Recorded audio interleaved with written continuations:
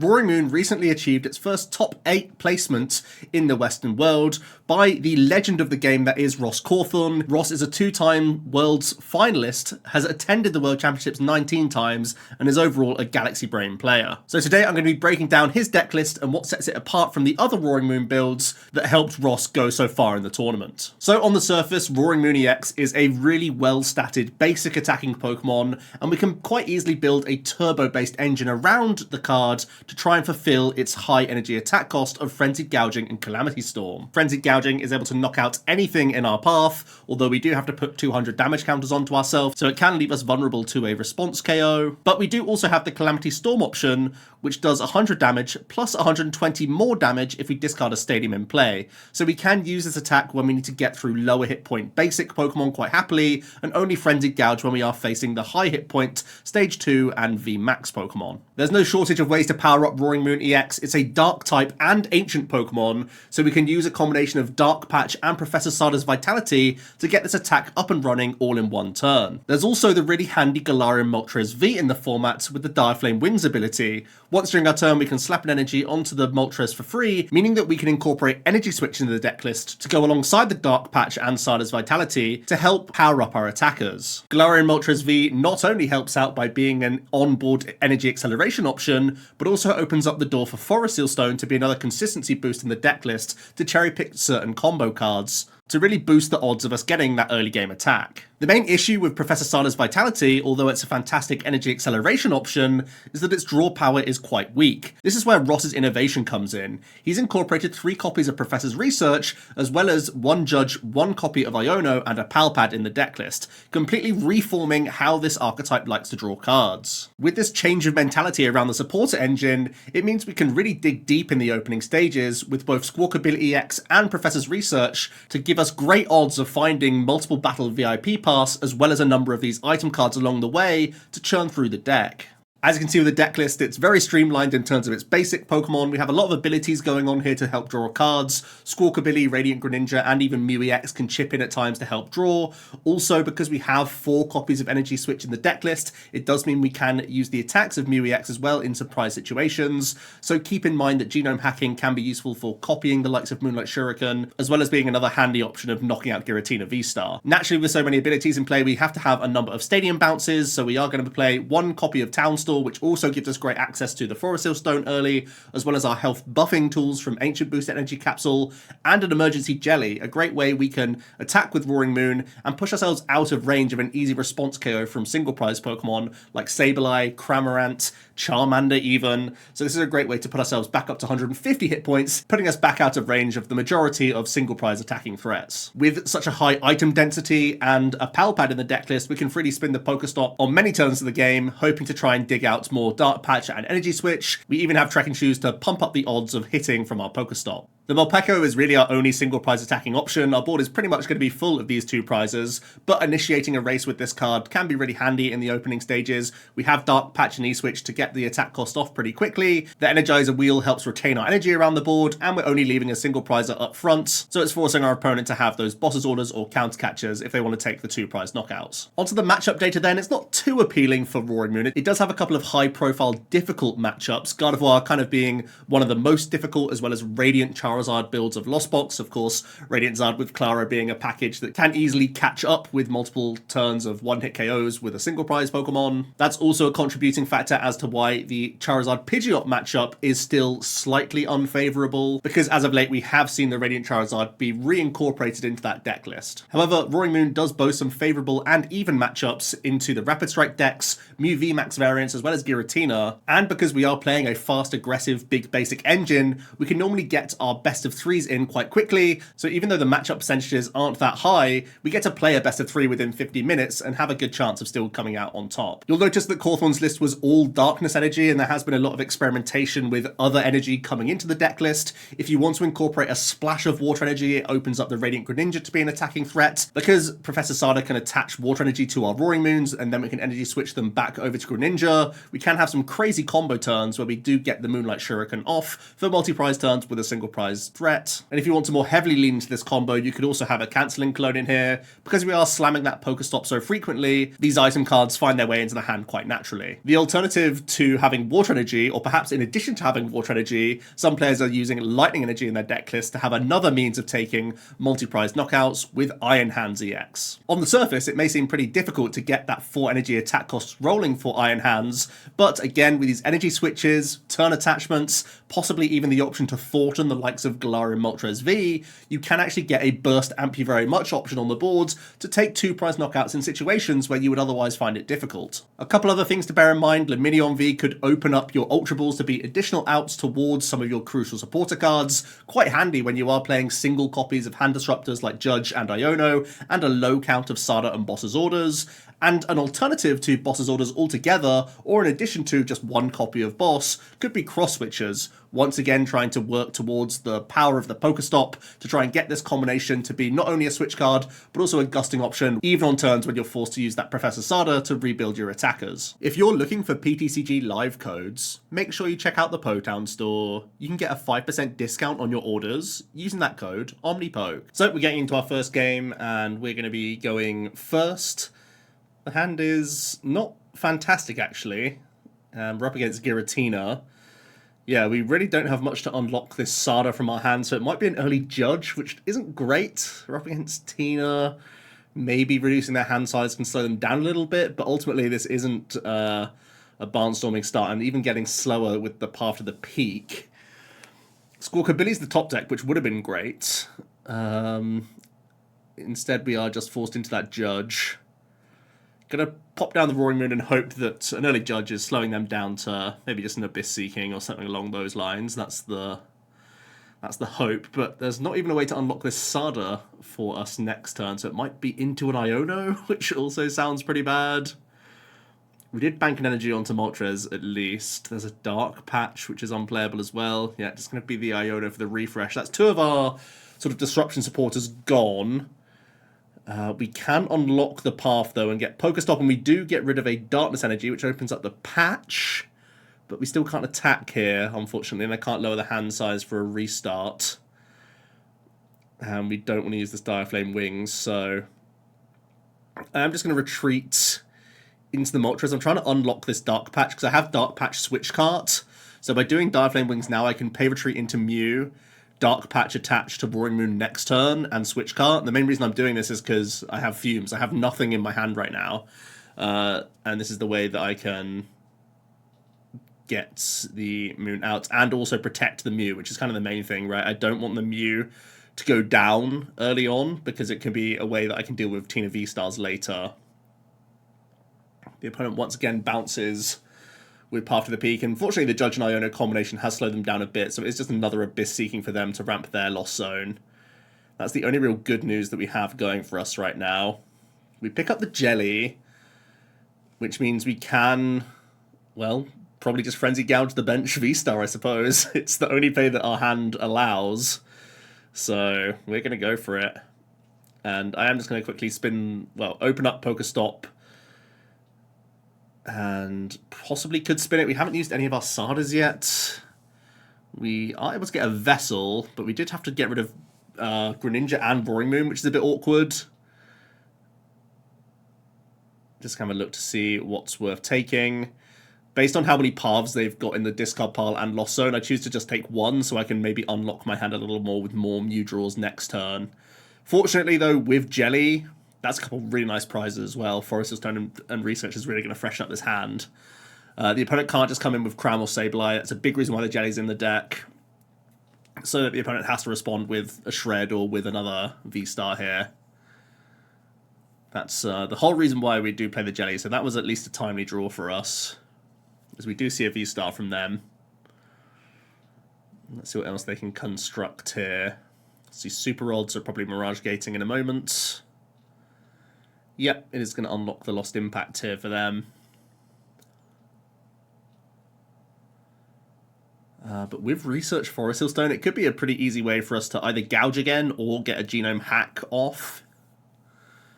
We see the next Tina established. See the concealed cards. They're doing quite nicely to establish a large hand size again now to have multiple threats ready to go. have to assume that from next turn's knockout, which is looking pretty likely at this stage, I have to have even more developed on the board because the opponent could be Roxing me. So that is something to think about here. The Darkness Energy picked up. I'm going to spin the stop before anything else. We do get a quick Energy Switch, which is okay. I'm going to bung it on the Mew. I was going to turn attach to the Mew and rip the Research. We do have Ultra Ball. We can thin some cards out with here. We still have the Forest Hill Stone, don't forget, so the hand is still looking okay here. I can just take another E-Switch and go towards the Mew, and we just hack the Tina VSTAR here. Obviously lost zoning 2 energy. But it means that the only response on this Mew can be from a Tina at this stage, and I already have a Roaring Moon with 1 energy on the bench. And the reason why we want to do the Mew first is because we still have Dark Patches available, we still have Sadas, which can be ways to get the remaining energy on this last Moon to see us over the line here. PokéStop from the opponent does get rid of a Roxanne, but I'd still expect them to have more hand disruption available here. We see them go to the bottom of their deck, so you've got to think they have something going on. As we see Jet Energy for the Tina. They can probably get another Rod Gate in here as well, I would imagine. There's the final path, so they are playing all 4 copies, and the Roxanne, actually. And they did draw into the gate, so they had the fortuitous situation of drawing into the gate but not the Psychic. That was a gamble from them, honestly. But it's paid off for them, and now they ask a lot of us. But we ripped the Sada off the top. This is exactly what I was talking about, those final few outs remaining in the deck to get us over the line here. Any energy wins us the game, and we do hit Dark Patch. So fortunately, we had a win con of going Jelly Gouge into Mew EX into our final Frenzied Gouge, which is pretty nice. So let's go into the next one. We start with Roaring Moon. We see VIP Pass. Looks like my opponent was playing catchers and stuff themselves. Yeah, it's going to be a mirror. Okay, so they're playing catchers in the mirror, which is probably a really good thing to have in mirror, honestly. See an early Trekking Shoes, PokéStop, Sada, and Vessel from them. So the hand is looking really good. There you go, Squawkabilly coming down early on. Gets 3 item hits from the PokéStop as well. Super Odd's a surprising card to see, though. Maybe it means they're playing Darkrai VSTAR. That's like the only list that plays Super Odd, right? Yeah, there you go. Okay, so we see Darkrai and Mew. See more VIP Pass, so their board is full, but it's all 2 prizes. And that means that they have no way to, like, deny a 2 prizes. So I don't need to have, like, Sada and Gust or whatever. I can always, as long as I can get 3 energy on board, I can be the one initiating the prize race here. But our hand isn't doing much, and we don't have access to Squawk by the looks of things. Yeah, so I really would have needed Squawk to make that happen. So because I think it's unlikely for me to get a 2 prize knockout without Squawkabilly here, my first action is to get 2 single prize Pokemon so that I try and make it half my opponent to take a 2 prize KO. The PokéStop was really kind, though. We got a Vessel, and then we got 2 Darkness Energy. So I can Sada here. I always have the Switch Cart backup if all goes wrong, though, of just going into Morpeko and passing. There's going to be a Vessel. But we did eventually, with the PokéStop draws, get away towards the first attack here, which is exceptional. So my early game hedge of getting Morpeko Greninja not needed in the end because of how well the PokéStop did for us, actually. So that's pretty awesome. But yeah, we've taken the first 2 prize knockout. Their entire board is 2 prizes here. They could get a Morpeko in the mix this turn and energize a wheel. That's probably their best play here, if they have access to the single prizer, because we weren't able to get any tool onto this Roaring Moon. There's a Greninja if they play Water Energy. That would be huge as well if they could Shuriken. See a Lost Vacuum getting rid of PokéStop. Maybe just lowering their hand size for this Mew. Oh wow, just going into the Darkrai and just swinging with that guy. That's actually really good for us, because it means if I can find a Stadium, I can Calamity Storm without having to gouge, which would then make them gouge and give me an easier way to close the game as well. We see the Sada. I can now Ultra Ball. We can get Moltres in the mix. Opens up Forest Hill Stones as outs for us now. See, Trekking Shoe, don't need the other Roaring Moon, that's fine. We're just going to load up these boys. Going to get a Sada back into the deck. But in an awkward spot, though, I am going to go for the concealed cards, and that's 2 huge draws, actually. Town Store and Forest means that, once again, by the skin of our teeth, we are going to be able to get a KO here. And we're able to Energy Switch off the Roaring Moon, then see the 1 card from Mew, and it wasn't E-Switch or anything else. The Vessel is actually the best play here, because I have my turn attachment still. Means I can get a turn attachment for next turn as well. And because I am doing this Calamity Storm play, I know that my opponent has to gouge through my active, and that's why you see the energy floated on the Moltres, because it means I'm actually representing game this way by having Direflame Wings attached to respond on a Frenzied Moon, rather than E-switching off the Moltres and having 1 energy on Roaring Moon. I wouldn't be guaranteeing game just from my hand. I would have to find an extra piece along the way. As it happens, the opponent does Iono us, and looks like they're still looking for pieces to get their KO here. Do you see a Vessel? The Iono definitely pretty solid, but we do have the Mew follow-up at least. There is the 3 energy to the Roaring Moon, and yeah, it is going to be that Frenzied Gouging. So I don't have game on board, because I still need an attachment here. Oh, but Dark Patch is all we need to close the game, because the Roaring Moon had to damage itself, so I can just come in with the Moltres. So the only thing to bear in mind in that matchup, really, we know it's a slugfest, is that if you can represent those 2 single prizes, so you're playing around the fact that they have to Sada and research to find these combo pieces, so it makes it hard for them to boss or rope, right? That's the only small thing I want to show off there as we get into another matchup here. Probably Gholdengo, if we're seeing that Palkia. Yep, it is going to be Gholdengo up next. The hand, once again, isn't great. I could squawk the entire hand away, though, possibly. We'll see. We Water to Palkia. Unfortunate for us that there's a 2-prizer in the active position. The Moltres top deck actually improves our VIP pass quite substantially. It allows us to get both Roaring Moon and Squawk developed. I'm going to proactively PokéStop because I have the E-Switch in hand, and we are fortunate enough to get the Darkness Energy discard before going for the Squawk and Seize. Greninja gets rid of an energy. We're going to Ultra Ball away some cards to lower our hand size for a Mew by the looks of things. I can get another Roaring Moon into the mix. We still have the Iono to play here. We have double Dark Patch to guarantee this KO with Calamity Storm. And it's not really like a great time to play Iono, but also just having a hand refresh seems worthwhile here. I don't care that I'm giving them a +1 really too much. It means I get a turn attachment in on a Roaring Moon, and that seems like a really big trade-off, honestly.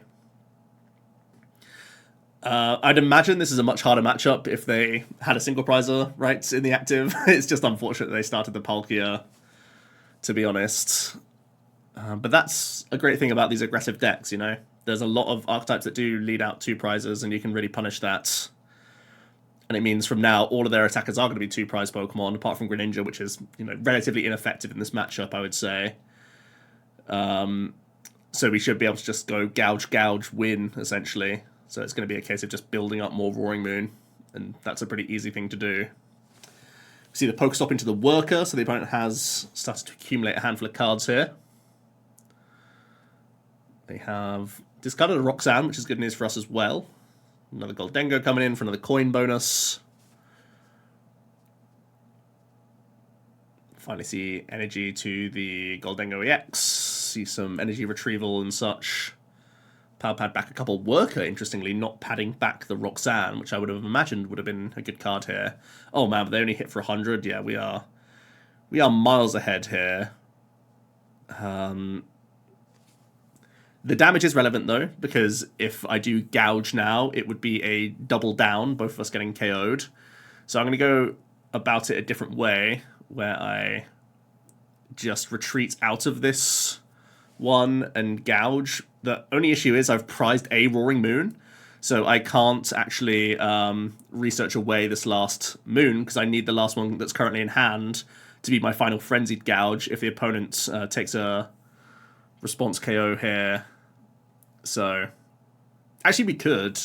Maybe I was allowed to research there, because I'm going to be going down to 2 and they're still at 6. So yeah, the benched moon with damage could still have gone. Maybe I could have researched there, honestly.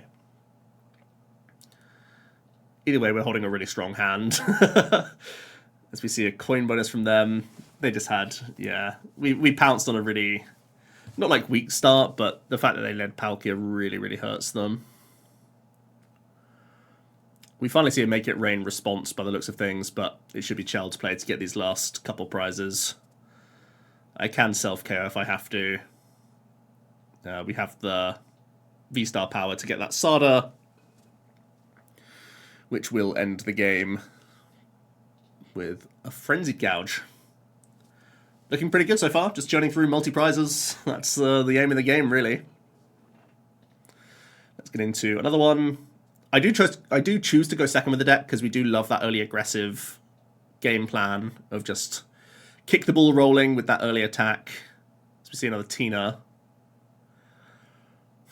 I think this matchup is relatively favourable just with our like pressure plays that we have available to us. I think the matchup is better if you are playing the water or lightning energy to really capitalise on early Comfey leads, but just the way that we have such tanky Pokemon, their single prizes are relatively ineffective, so it's usually like a multi-prize versus multi-prize situation, and that's going to bode well for us generally, as long as we can survive like early and late path. That's like the big gatekeep for us, I suppose. Gonna see the early VIP into double Comfey, and they're gonna get selecting. Let's see one more.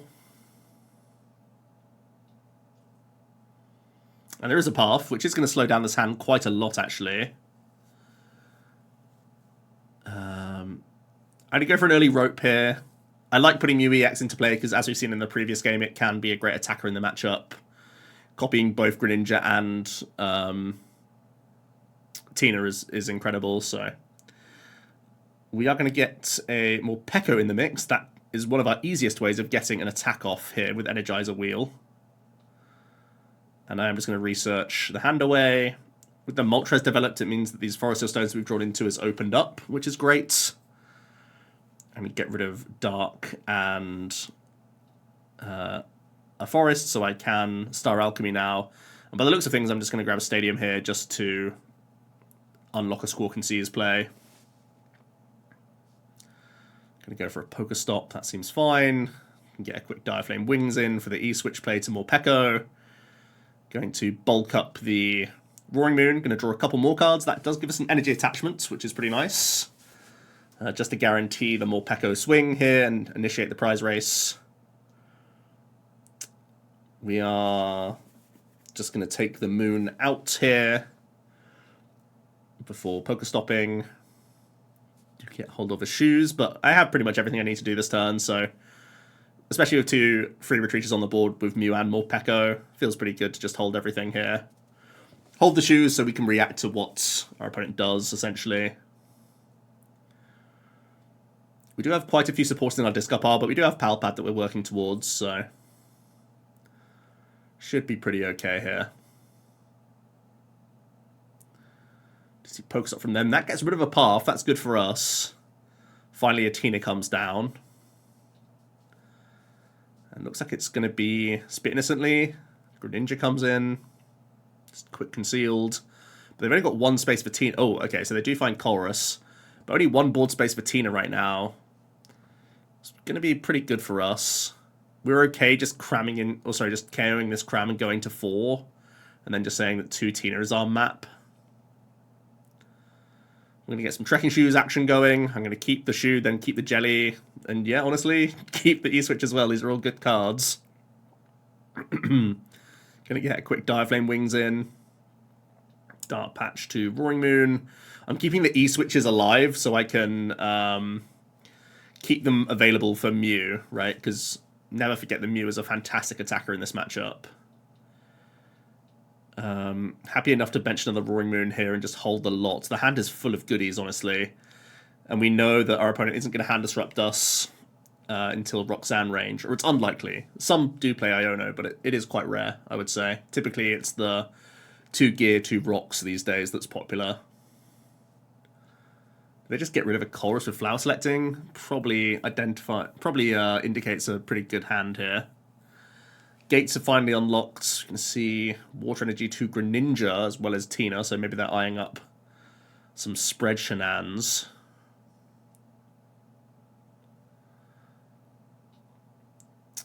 Yeah, it's going to be Tina, VSTAR, and Greninja getting powered up here.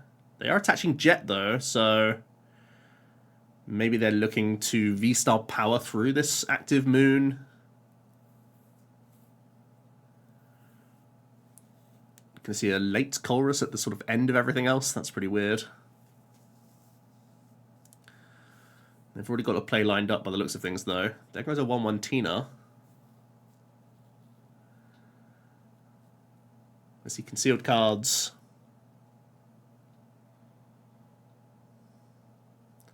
And interesting, a Cram comes back. So they're trying to represent as difficult as a prize race as possible, maybe saying that they can develop another Tina once they've had the protection of Roxanne to like lower my resources. But we have all the E-switches and Dark Patches in the world. Even the research pickup is massive. Yeah, this is going to be a monster turn, honestly. We can gouge the active whilst getting energy onto the Mew EX. That's really, really good. Yeah, this is looking really tasty. Vessel looking quite weak here. Maybe that's the only card I want to play from this hand. Stadium Bouncers unlock Mew and Greninja for late game draws. Yeah, I think just the amount of energy in play, Vessel's poor here. Yeah, that's the only thing that's weak right now. It's a shame I didn't research into Pal Pad. That would be nice. But overall, Moon going back up to 150 hit points, making it pretty weak for Cram or Sableye or anything else. But the boss of prizes gives me the chance to maybe boss up Greninja and hack the last 2 prizes onto their phase with Moonlight Shuriken.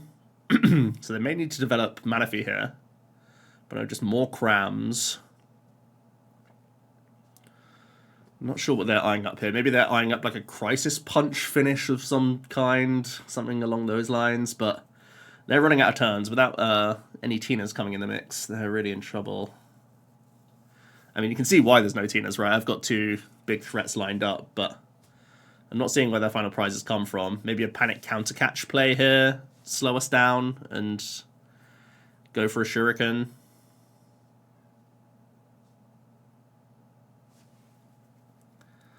There's energy to the Greninja. They're going to Rod.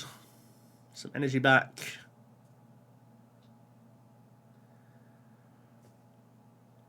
Just going to be the Shuriken. Okay, hitting the active in the Radiant Greninja. They're setting up Sableye win, I suppose, but I can just retreat and yoink their frog for the last 2 prizes, so that's kind of cool. Like I said, Mew is busted in the matchup. Really, really important to attack with not just a draw engine. Let's get our final game in of the day. The hand is looking exquisite. We have Research and Squawk available to us. Our opponent is playing Valiant of some kind. And their start's good. They have VIP. Couple Entei, okay. I think this is a slightly tricky matchup because they do have that Radiant Charizard, which is like an annoying one-prizer that's hard to ignore, if that makes sense, because it deals so much pressure that you kind of... like, you don't want to go through it for your prize race, but by going around it for a turn, it then like gives them another great late game play, so... it's all kind of weird. We're going to get the early Ultra Ball for Roaring Moon. We have so many abilities to navigate here. Going to start the restart. I think it's okay to just get Greninja in the mix now and squawk the rest. Because, honestly, Sada's Vitality would be a good supporter here. Don't hit that, but we do have Forest Dark Patch. we're going to go for a quick PokéStop. Doesn't help out too much. We do have a Trekking Shoe. We are very happy to get rid of an energy here. 3 energy in the bin now, so we can just go double patch into the research. There's vessels. We have more draws with Greninja and Trekking Shoes here. Digging for those final pieces. I have a turn attached for the moon, but I currently don't have a switch out or an energy switch. So that might be the last piece of this puzzle to move this Squawk. Yeah, it's going to be the attach retreat into Roaring Moon and then just energy switch or Dark Patch from the Moltres to the moon. But yeah, again, there's a 2 prizer in our face. Let's go and deal with it. We have the Ancient boosters attached here, which is at least going to put us out of range of easy Tachyon Bits responses. It's quite common for Entei Val to play 1 Lost Vacuum, so let's keep an eye on that. But oh, there it is. Okay, so that might give them an easy Tachyon Bits prize, or 2 prizes. We can go into Greninja though to try and offset. Let's see what they're going to do. We go into the Frog, of course. There is the Zard, which is definitely a huge threat here. They're going to get some energy back out of the deck. Just 1 fire. It's going to go to Entei, and we see a big research. We do see the Basin, so they should be getting a response in here. Oh, they have the Rope as well, so they could be going down to 4 unless we give them the very chunky Roaring Moon, which is probably our best play here.